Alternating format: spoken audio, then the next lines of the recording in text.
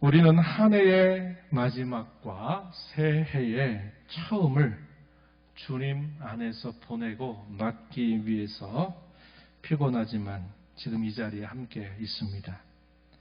지금은 송구와 영신의 시간입니다. 옛것은 보내고 새것을 받아들이는 시간입니다. 때의 변화 앞에 우리는 서 있는 셈이죠. 때의 변화는 하나님께서 우리에게 주신 은혜입니다.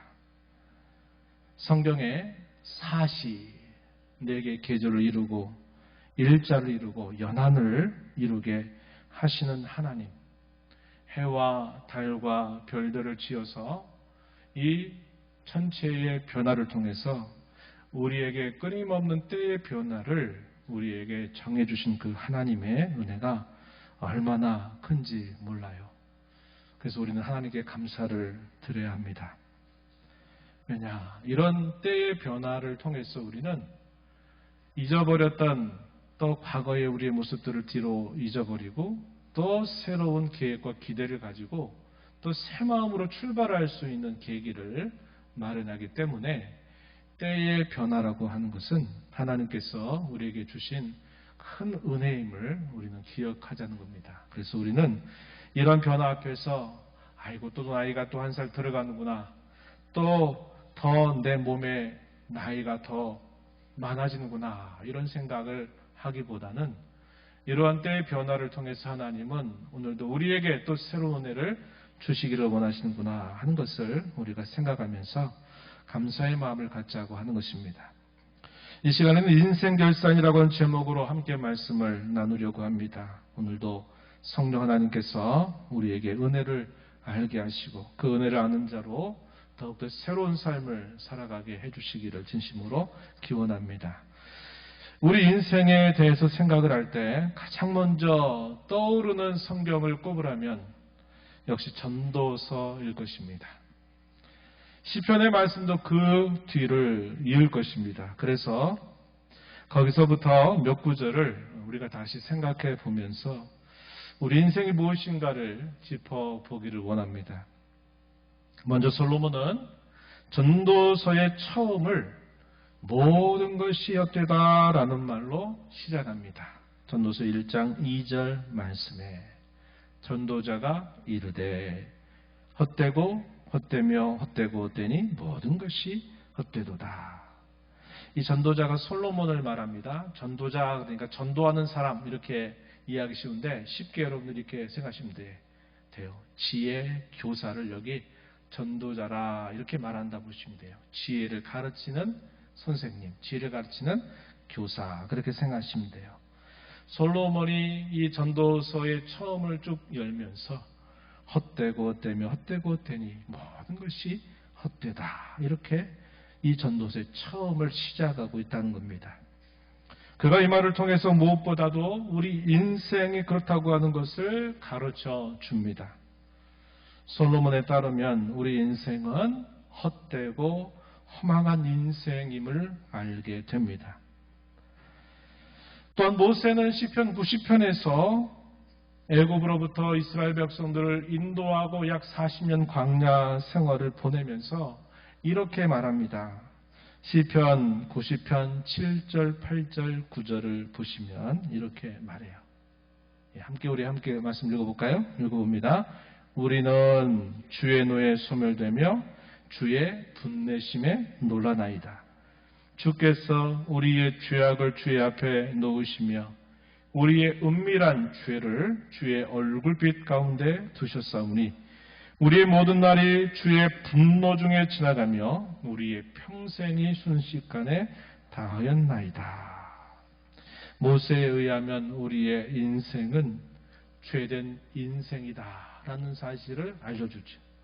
뿐만 아니라 우리의 인생이 얼마나 짧은가 하는 사실도 우리는 알게 됩니다.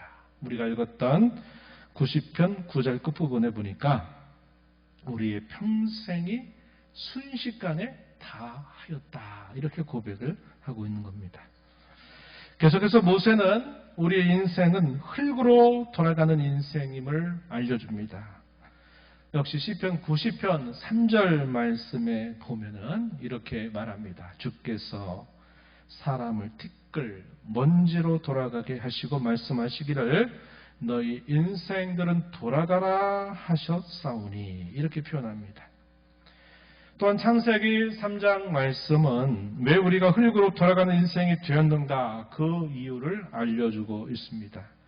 창세기 3장 17절 이하 19절 말씀은 우리가 왜 우리 인생이 흙으로 돌아갈 수밖에 없는 인생이 되었는지, 그리고 왜 우리가 이 땅을 살면서 평생토록 수고하며 살아야 하는지 그 이유를 잘 알려줍니다.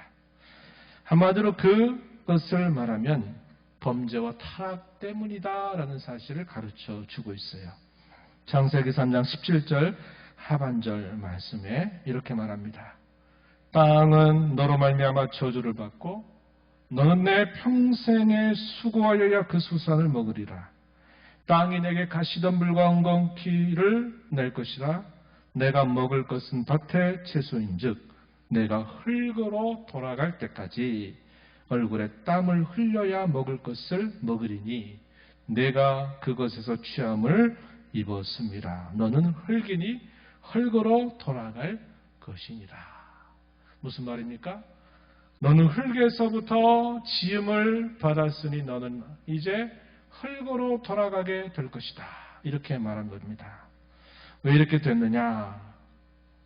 저주를 받았기 때문임을 말해 주는 겁니다. 죄의 값으로 주어진 일임을 우리에게 알려주고, 우리가 어쨌든 흙으로 돌아가기 전까지는 끊임없이 우리의 먹을 양식을 위해서 땀을 흘리고 수고하며 살아야 된다라고 말씀하고 계신 겁니다. 우리 인생이 수고로운 인생이라고 하는 사실은 모세와 솔로몬에 의해서도 우리에게 잘 알려진 진리입니다. 먼저 모세는 이렇게 말했어요. 시편 90편으로 다시 돌아가면 10절에서 우리의 연수가 70이요 강건하면 80이라도 그 연수의 자랑은 수고와 슬픔뿐이다. 이렇게 고백했습니다. 70년, 80년을 살아도 우리가 그 연수를 통해서 결국 자랑할 수밖에 없는 것은 자랑 같지 않은 자랑인데 그것은 수고와 슬픔이 가득히 남는 인생이다. 이렇게 말해 주었습니다. 솔로몬은 이것에 대해서 좀 더 많은 것을 우리에게 알려주고 있습니다. 그는 전도서 3장 1절부터 8절 말씀에서 이렇게 말합니다.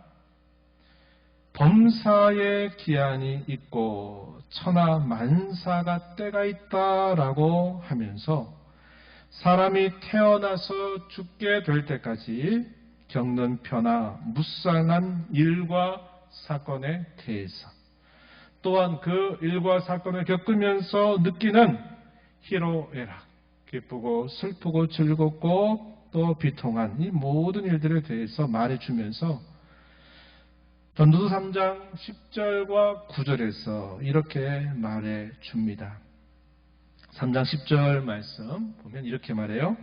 하나님이 인생들에게 노고를 주사 애쓰게 하신 것을 내가 보았다. 이렇게 말합니다. 또 한 절 앞에 9절에서는 또 이렇게 말해요. 일하는 자가 그의 수고로 말미암아 무슨 이익이 있으랴? 이렇게 묻습니다. 특히 이 9절의 질문은 대답하기가 참 어려운 문제입니다.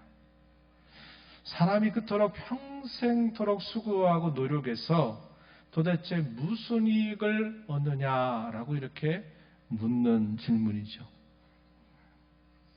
과연 그것이 무슨 유익을 주느냐고 이렇게 묻는 것입니다. 전도서 1장 3절도 이와 비슷한 말씀을 또 이야기하는데 1장 3절에서 이렇게 말해요. 해 아래에서 수고하는 모든 수고가 사람에게 무엇이 유익하냐 이렇게 묻습니다.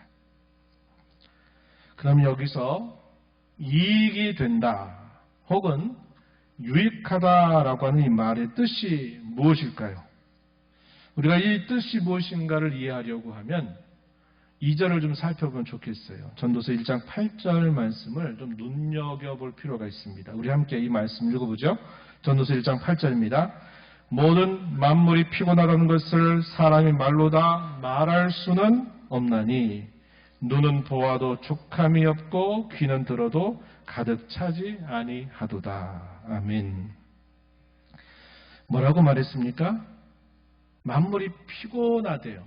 말이 좀 이상하죠? 그리고 이어지는 말로 말하기를 눈이 있어서 보는데 족함이 없고 귀가 있어서 듣는데 가득 차지 않는다. 이렇게 말합니다.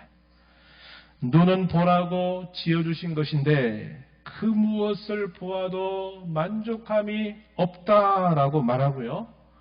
귀는 들으라고 하나님이 우리에게 지어주신 것인데 세상에 그 어떤 소리를 들어도 가득 차지 않는다라고 말하는 겁니다. 그럼 이 말씀을 통해서 이익이 된다 혹은 유익하다라고 하는 이 말의 의미는 우리 인생의 참된 만족과 안식, 우리 인생의 참된 의미를 뜻하고 있다 하는 것을 우리는 알게 되는 겁니다. 사람이 일해서 돈 벌어서 먹을 것 사고 또 자녀 기르고 또 우리의 살 집을 마련하고 하는 것은 그게 유익이 아니라고 하는 말이 아니에요. 그러나 솔로몬이 이 전도서에서 묻는 뭐가 수고를 통해서 얻는 이익이냐, 뭐가 유익한 거냐라고 하는 이 물음은 단순히 우리가 먹고 살고 거주하는 것을 얻는다 그걸 뜻하는 말이 아니라 우리의 인생의 참된 만족, 우리 인생의 참된 안식, 우리 인생의 참된 의미가 무엇인가를 그걸 통해서는 알지 못한다는 사실을 말해 주는 것이 되는 겁니다. 솔로몬은 전도서 3장 11절 중간에서 이렇게 말합니다. 사람에게는 영원을 사모하는 마음을 주셨다라고 말하는 겁니다. 참되고 영원한 것들이 우리 사람 마음속에 채워지지 않는 한 우리 사람은 그 어떤 것을 보아도 만족이 되지 않고 그 어떤 좋은 소리를 들어도 역시 그것으로도 체험을 받지 못하는 존재다라는 사실을 우리에게 알려주는 것입니다. 우리 사람 눈에 보이는 것으로도 귀에 들리는 것으로도 재물과 부라든지 명예와 지위 같은 그 어떤 소유하는 것으로도 진정한 만족과 안식을 누리는 존재가 아니다라는 사실을 솔로몬은 우리에게 가르쳐 주고 있어요. 이것에 대해서는 전도서 전체를 통해서 힘을 주어서 솔로몬이 말해주고 있는 겁니다. 가장 놀라운 지혜와 지식을 가졌었던 솔로몬, 인생의 쾌락을 가장 많이 경험해 보았던 솔로몬, 부와 길을 가장 많이 소유해 보았었던 솔로몬, 자기는 이렇게 말하는 거죠. 아까 1장 2절에서 말하기를 헛되고 헛되니 모든 것이 헛되다, 허망하다라고 그는 말해주고 있는 것입니다.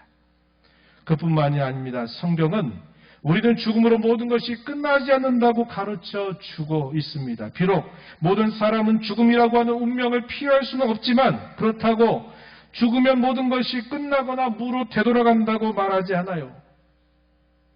죽음으로도 끝나지 않는 삶을 우리는 계속 살아간다라고 성경은 가르쳐 주고 있습니다. 성경은 우리는 죽음과 함께 살아온 인생 전체에 대하여 결산한다라고 가르치고 있습니다.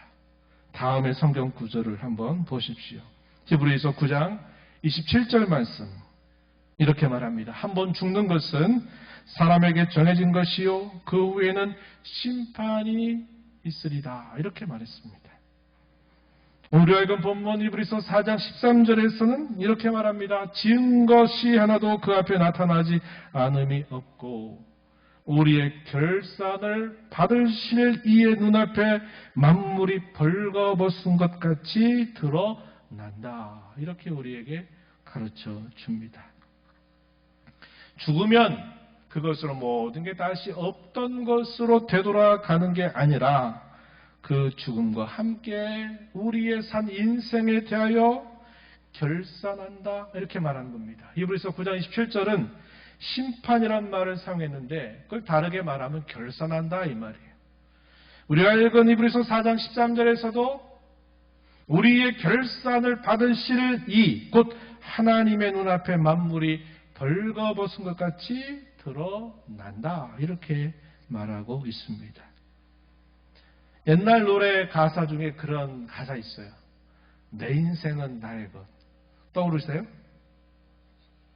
우리 젊은 우리 어린 우리 성도들은 뭐 그런 걸 처음 들어보겠지만 아마 여기 계신 분들은 그 노래 가사 있죠? 내 인생은 나의 것. 뭐 이렇게 부르면서 막 했던 그런 노래가 있어요.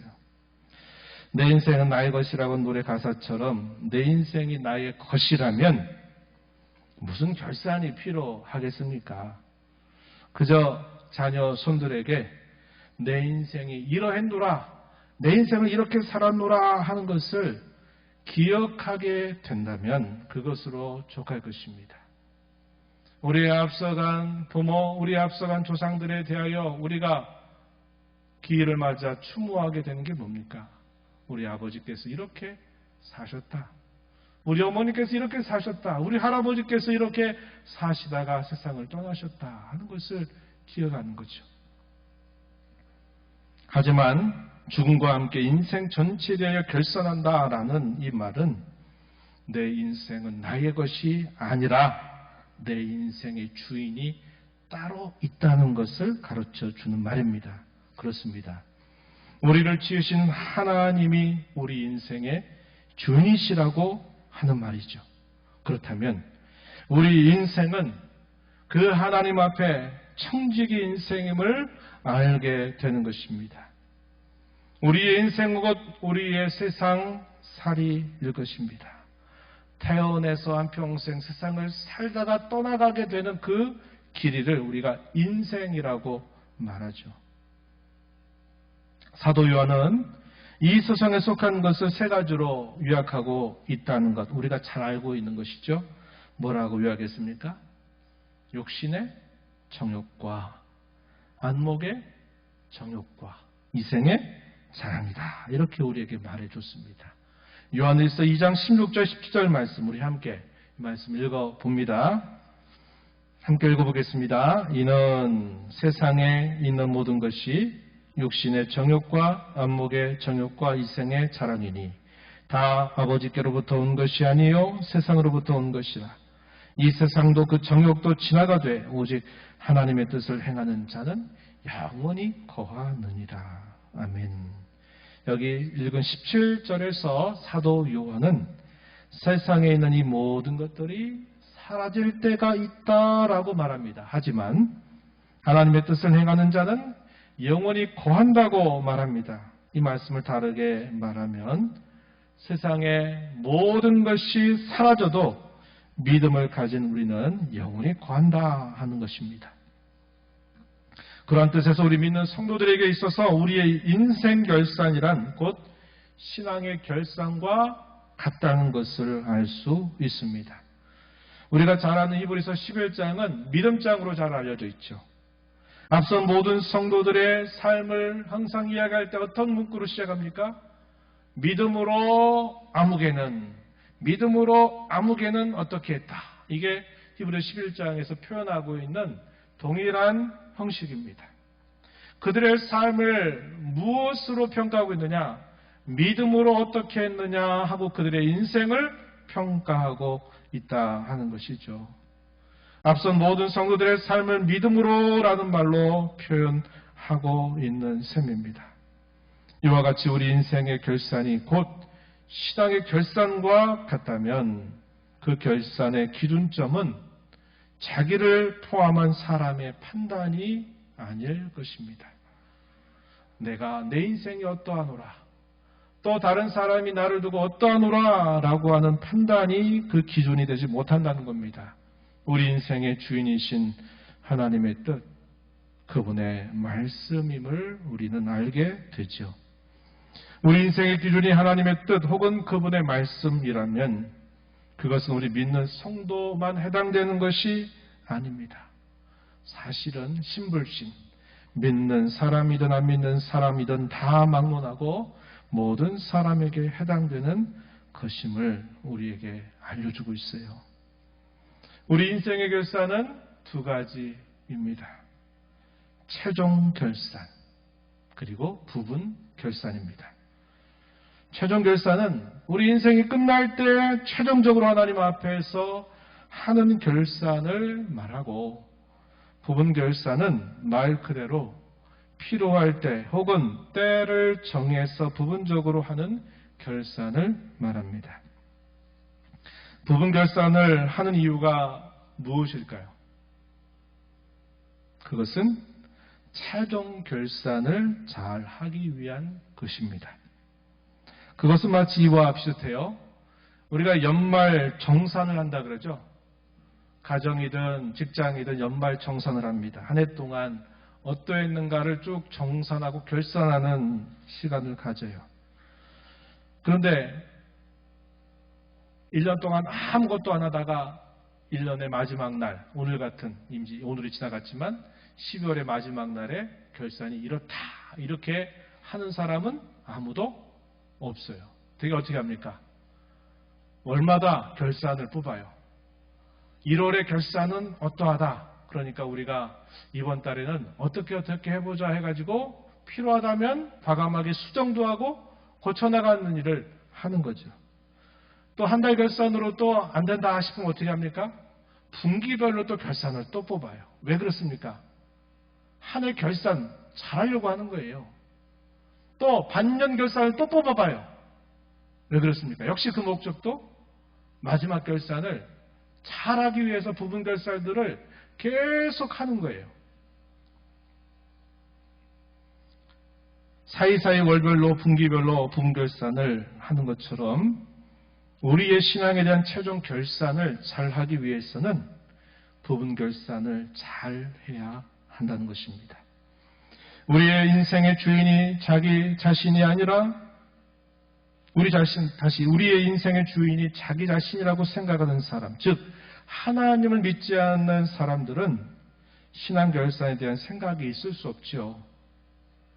하지만 그의 생각과 주장, 그의 확신과 달리 인생을 마치는 그 마지막 순간, 그는 최종 결산을 위해서 하나님 앞에 서게 될 것입니다. 그때는 마지막이에요. 돌이킬 기회가 없는 거죠. 그가 산 모든 인생 결산을 통해서 이후에 영원한 삶이 결정되고 말 것입니다. 저와 여러분이 새해를 맞으면서 한 해의 마지막 시간을 우리가 보내면서 우리 신앙에 대해서 부분 결산을 하는 목적은 분명하죠. 우리에게 주어진 돌이킬 기회, 우리를 새롭게 할 기회를 얻기 위해서입니다. 마지막에는 기회가 더 이상 없어요. 하지만 지금은 우리에게 기회가 있는 것입니다. 우리가 지금 주어진 이 기회를 잘 사용하려면 무엇보다도 하나님의 뜻이 무엇인가를 살펴야 합니다. 그러기 위해서는 하나님의 말씀의 안내와 말씀의 지도를 끊임없이 받아야 하는 것입니다. 즉 말씀을 통해서 우리의 신앙에 대하여 부분 결산을 계속 해 나가야 한다라는 것이죠. 바울 사도는 매우 강한 어조로 이렇게 성도들에게 권면합니다. 고린도후서 13장 5절 말씀 이렇게 말합니다. 너희는 믿음 안에 있는가? 너희 자신을 시험하고 너희 자신을 확증하라. 예수 그리스도께서 너희 안에 계신 줄을 너희가 스스로 알지 못하느냐? 그렇지 않으면 너희는 버림받은 자니라. 뭐라고 권면합니까? 믿음 안에 있는가? 너희 자신을 시험해라. 주도 면밀하게 조사해봐라. 그리고 너희 자신을 확증해라. 이렇게 권면을 하고 있어요. 또한 고린도후서 7장 9절 이하로부터 11절에서 바울 사도는 또 이렇게 강력하게 성도들을 향해서 권면합니다. 우리 함께 좀 피곤할 수 있으니까 함께 우리 읽어보죠. 고린도후서 7장 9절 함께 읽어봅니다. 시작. 내가 지금 기뻐함은 너희로 근심하게 한 까닭이 아니요 도리어 너희가 근심함으로 회개함에 이른 까닭이라. 너희가 하나님의 뜻대로 근심하게 된 것은 우리에게서 아무 해도 받지 않게 하려 함이라. 하나님의 뜻대로 하는 근심은 후회할 것이 없는 구원에 이르게 하는 회개를 이루는 것이요 세상 근심은 사망을 이루는 것입니다. 보라, 하나님의 뜻대로 하게 된 이 근심이 너희로 얼마나 계속 읽으세요. 얼마나 분하게 하며, 얼마나 두렵게 하며, 얼마나 열심히 있게 하며, 얼마나 벌하게 하였는가.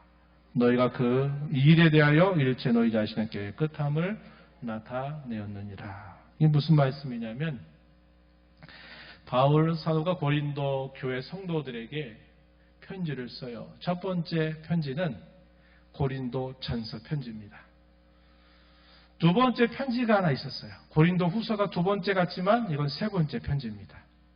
두 번째 썼던 편지가 있어요. 그것은 우리에게 알려지지 않아요. 근데 그 내용이 어떤 내용이냐면 그들로 하여금 아주 심각하게 돌아보게 하는, 근심을 하게 만드는 편지를 써가지고 그들에게 보낸 거예요.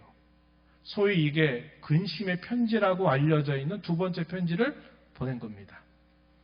그 편지를 써서 나중에 보고 받는 그 일에 대해서 바울 사도가 여기서 이렇게 표현하는 거예요. 뭐라고 말합니까? 내가 너에게 이 근심의 편지를 써서 보낸 것은 너희를 근심하게 만들려고 하는 게 목적이 아니다.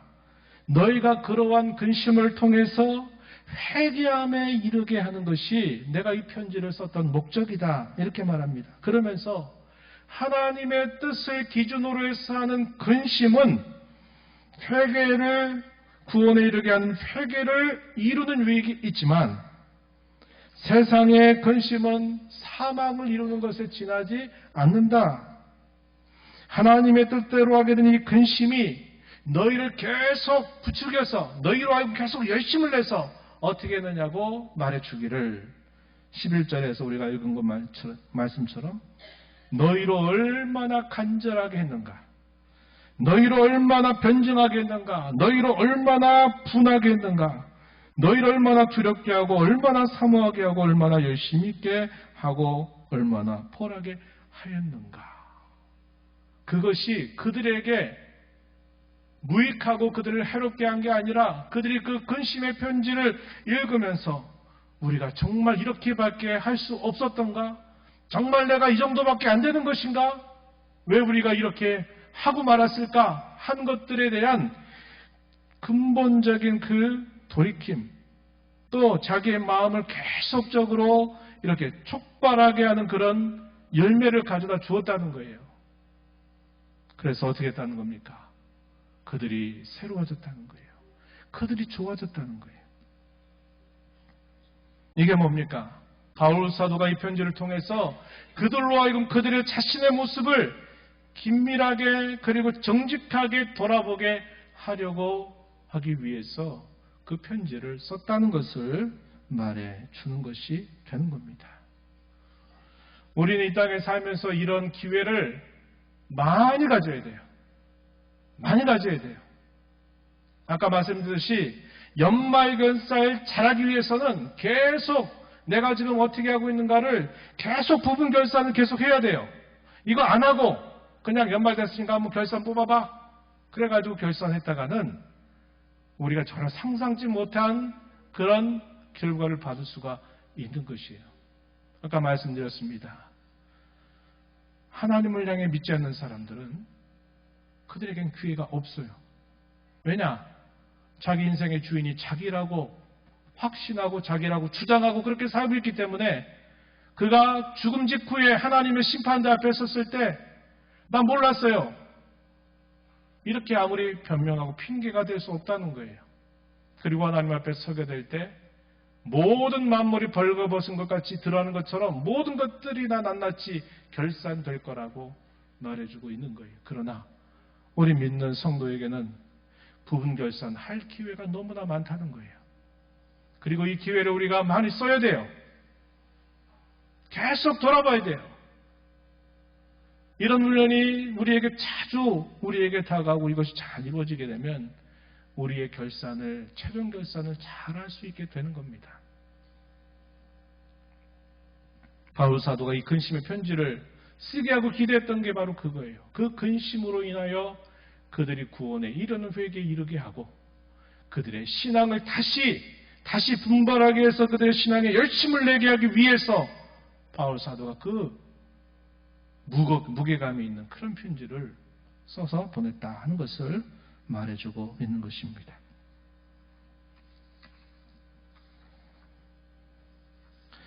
하나님의 말씀을 통해서 계속 우리의 신앙을 성찰하고 계속 고쳐 나가야 합니다. 고치고 돌이킬 수 있는 것이 특권이에요. 그것이 은혜임을 알아야 합니다. 우리가 읽어놓은 본문 히브리서 4장 12절 13절 말씀 그리고 16절 말씀은 이것에 대하여 우리에게 귀한 가르침을 주고 있습니다. 한번 주의 깊게 이 말씀을 다시 한번 살펴보십시다. 히브리서 4장 12절 13절 이렇게 말합니다. 하나님의 말씀은 살아있고 활력이 있어 좌우의 날선 어떤 것보다도 예리하여 혼과 영과 및 관절과 골수를 찔러 쪼개기까지 하며 또 마음의 생각과 뜻을 판단하나니 지으신 것이 하나도 그 앞에 나타나지 않음이 없고 우리의 결산을 받으실 이의 눈앞에 만물이 벌거벗은 것 같이 드러나느니라 이렇게 말합니다. 하나님의 말씀이 우리에게 살아있고 활력있고 예리한 검과 같아서 우리의 가장 깊은 속을 다 드러내고 마지막 때는 우리의 결산을 받으실 하나님 앞에서 이 말씀을 통해서 모든 것들이 벌거벗은 듯이 다 드러나게 한다 그랬습니다. 그래서 우리는 이 하나님의 말씀을 계속 듣고 이 말씀을 통해서 끊임없이 우리 자신을 성찰해 가는 일을 계속하면서 우리 신앙의 부분 결산을 부지런히 수행하면서 내가 뭘 고쳐야 될지, 내가 뭐를 좀 새롭게 해야 될지를 계속 짚어나가는 자세가 필요하다 하는 겁니다. 히브리서 4장 16절 유명한 구절입니다. 이렇게 말합니다. 우리 함께 읽어봅니다. 그러므로 우리는 긍휼하심을 받고 때를 따라 돕는 은혜를 얻기 위하여 은혜의 보호자 앞에 담대히 나아갈 것이니라. 이 말씀이 쭉 이어지는 맥락을 쭉 연결시켜서 이해하면 이런 말이에요. 우리 믿는 신자에게는 부분 결산할 기회가 많다 그랬어요. 그죠? 그래서 우리가 이 기회를 잘 선호하고 있어요. 하나님 말씀을 보면 어떻게 됩니까? 그 말씀 앞에 내가 드러나게 돼 있어요. 왜? 하나님의 말씀은 예리하고 가장 우리의 깊은 것을 들여다보게 하는 능력이 있기 때문에 그러합니다. 살펴봤더니 부끄럽고 살펴봤더니 부족하고 살펴봤더니 이게 잘못되고 하는 것들이 말씀 앞에 드러나는 거예요. 드러나면 그것이 끝이 아니라는 거예요. 어떻게 할 수 있다는 겁니까? 돌이킬 수 있고 고칠 수 있고 새롭게 할 수 있어요. 잘못한 것이 드러나면 어떻게 하라고 그러는 겁니까? 16절에서 말하는 것처럼 우리에게 대언자이신 예수 그리스도가 우리를 위해서 기도하시고 우리의 모든 실수와 허물을 능히 용서하고 새롭게 하실 그 주님이 항상 우리 곁에 함께 계시다. 우리는 그분을 통해서 하나님의 면전에 나가서 때를 따라 돕는 은혜를 구할 수 있다는 거예요. 무슨 자격으로? 우리 자신 아무런 자격이 없지만 우리를 위한 그리스도의 공로를 힘입어서 우리를 위한 그리스도 때문에 우리는 하나님의 앞에 나아가서 우리의 죄에 대해서 용서를 구할 수 있고 우리의 실수에 대해서도 하나님 앞에 은혜를 구할 수 있고 우리의 필요를 하나님 앞에 또한 요구할 수도 있는 그러한 길이 열려 있다는 것을 우리에게 가르쳐주고 있는 것입니다. 신앙을 성찰하고 고치는 데 있어서 우리는 시간이 한정되어 있음을 기억해야 하겠습니다. 시간이 한정되어 있다는 것은 시간이 짧다라고 하는 의미뿐만 아니라 시간을 쓰는 목적이 중요하다는 것을 말해줍니다. 에베소서 5장 15절 16절에서 바울 사도는 이렇게 말합니다. 그런즉 너희가 어떻게 행할지를 자세히 주의하여 지혜 없는 자같이 하지 말고 오직 지혜 있는 자같이 하여 세월을 아끼라. 때가 악하니라. 이렇게 말합니다.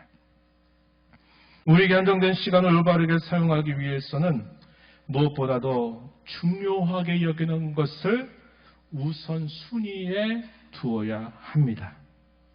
우선순위에 대해서는 우리 주님께서 마태복음 6장 31절부터 33절에서 선명하게 말씀하십니다. 우리 함께 읽어보겠습니다. 이 구절 함께 읽어볼게요. 시작. 그러므로 염려하여 이르기를 무엇을 먹을까 무엇을 마실까 무엇을 입을까 하지 말라. 이는 다 이방인들이 구하는 것이라.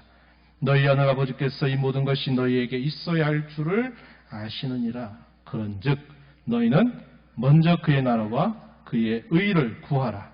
그러면 이 모든 것을 너희에게 더하시리라. 아멘. 예수님께서 우리의 인생에 필요한 것들, 먹고 마시고 입는 것들, 그거 구하고 그거 찾아 살아가는 사람들은 이방인들이 하는 것이다. 하나님을 모르는 사람들이 하는 일이다.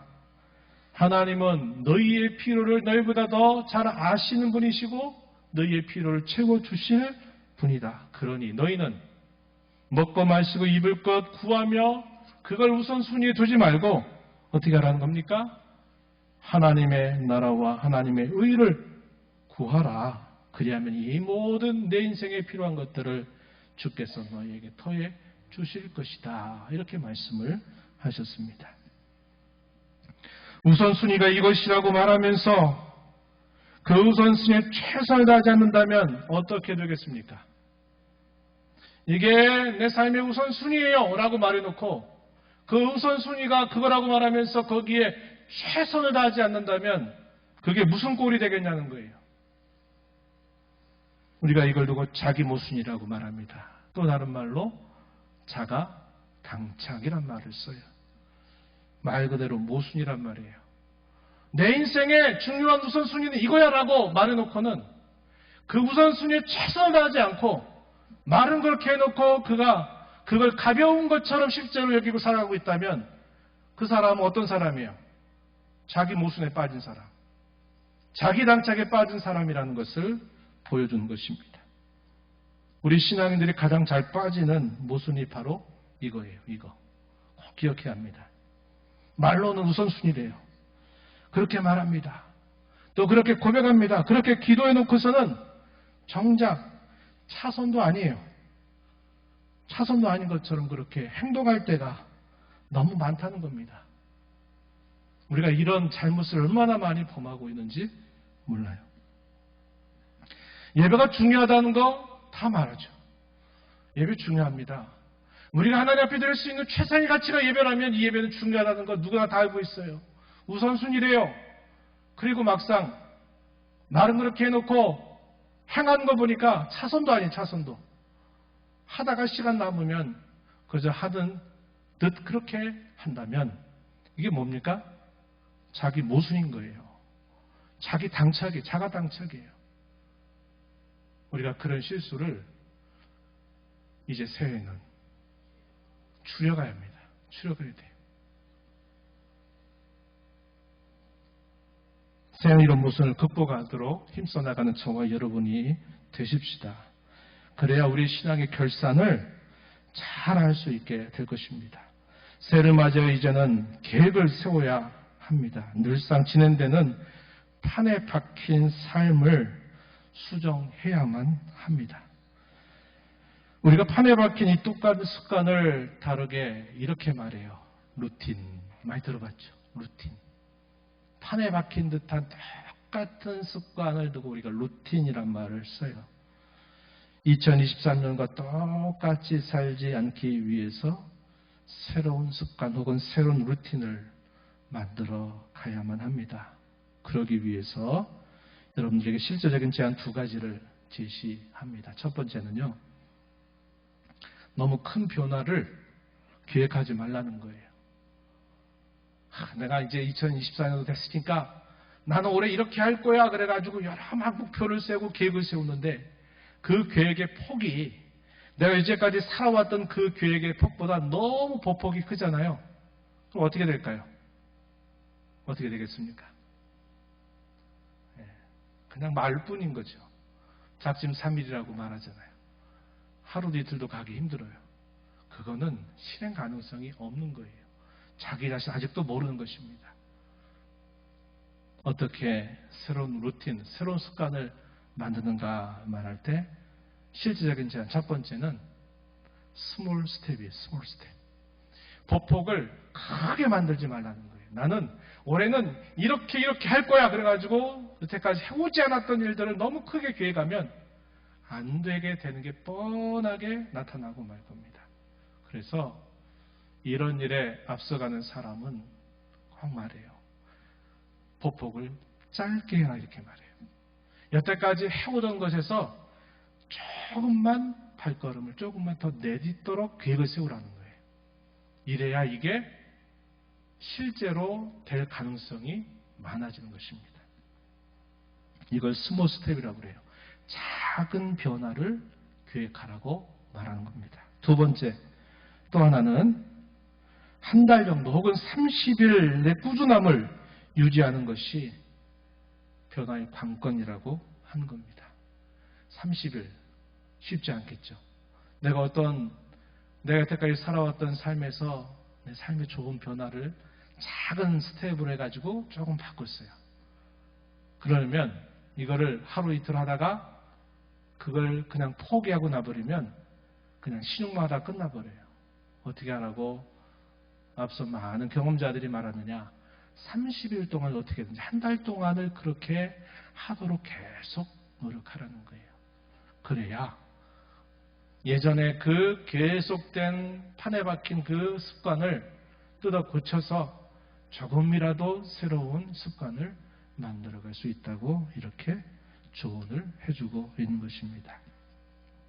우리가 지금까지 살펴본 내용을 정리하자면 우리 인생의 결산은 곧 신앙의 결산이며 그것은 최종 결산과 부분 결산이 있다고 생각했습니다.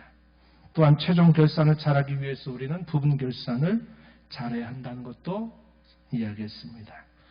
말씀을 통해서 우리의 시각을 계속 성찰하고 계속 고치기를 힘쓰되 한정된 시간을 선용을 해서 우선순위를 정하고 그 정한 우선순위에 최선을 다해야 된다. 우리가 이야기했습니다. 그러기 위해서는 두 가지 실제적인 노력이 필요하다. 하나는 작은 변화를 시도하자는 것이고 또 하나는 꾸준히 적어도 한 달 정도 그런 꾸준함을 만들어 가자고 말씀드렸습니다.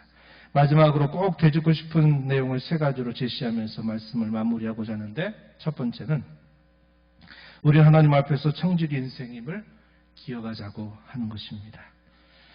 우리는 이것을 욥의 고백을 통해서 배웁니다. 욥기서 1장 21절에 욥은 고난 가운데 이렇게 고백했습니다. 내가 모태에서 알몸으로 나왔사온즉 또한 알몸이 그리로 돌아가볼지라. 주신 이도 여호와시요 거두신 이도 여호와시오니 여호와 이름이 찬송을 받으실지니이다. 세상에 올 때 아무것도 가지고 온 것이 없는 것처럼 또 세상을 떠날 때도 아무것도 가지고 가는 것이 없다. 공술에 공수거라는 그 한자말을 쓰죠. 주신 분도 여호와시고 그것을 취하시는 분도 여호와시다. 이 고백을 합니다. 자기가 동방에서 가장 경건한 사람으로 순전한 사람으로 칭송을 받았는데 하루아침에 사탄의 그 손 아래서 말할 수 없는 극심한 고난과 고통을 당하게 되고 모든 걸 다 빼앗기고 사랑하는 자녀들을 다 잃는 고통을 경험하게 됩니다. 그때 이 욥이 고백한 말이에요. 아무것도 가지고 온 것이 없는 인생인데 아무것도 가지고 가지 않을 인생임을 압니다. 주신 자도 여호와시고 취하신 이도 여호와시니 여호와는 찬송을 받으시옵소서. 나는 하나님 앞에 한낱 청지기에 불과합니다. 이렇게 그는 이 고백을 통해서 하나님께 영광을 돌렸던 것을 우리는 알게 되지요. 두 번째는 우리 인생 결산을 잘하기 위해서 무엇보다도 하나님을 가까이 하고 그분의 음성에 귀 기울이도록 힘쓰자고 말하는 것입니다. 결산하신 하나님 앞에서 계속 듣고 계속 생각하고 계속 돌아보는 것보다 확실한 방법은 없기 때문이에요. 결산에 손을 쥐고 계신 그 하나님 앞에 가까이 나가서 그분 앞에서 생각하고 그분에게 묻고 그분에게 우리가 도움을 받는다면 우리는 결산을 잘할 수 있게 된다는 것입니다. 아까 말씀드렸듯이 혹시라도 잘못이 되면 어떻게 합니까? 우리에게는 용서받고 고치고 돌이킬 기회가 있지 않습니까? 그분이 우리를 위해서 마련해 두신 우리의 태연자 예수 그리스도께서 언제나 우리 곁에 계시고 그리스도를 통해서 우리는 하나님의 보좌, 은혜의 보좌 앞으로 나아가서 계속 긍휼과 자비와 은총과 공급을 요구할 수 있는 그런 특권이 우리에게 있지 않습니까? 그러하게 우리는 하나님을 가까이 하기로 무엇보다 결심하고 그분의 음성에 귀 기울이도록 힘쓰는 새해를 살아가자고 하는 거예요. 마지막으로 다시 한번 강조하고 싶은 것은 계획을 세우고 새로운 습관을 만들어 가자고 하는 것입니다. 계획을 세우지 않으면 어떻게 될까요? 내가 지금까지 살아왔던 똑같은 대로 또 살아가게 될 겁니다. 시간의 횡포에 끌려다니게 될 것은 뻔합니다.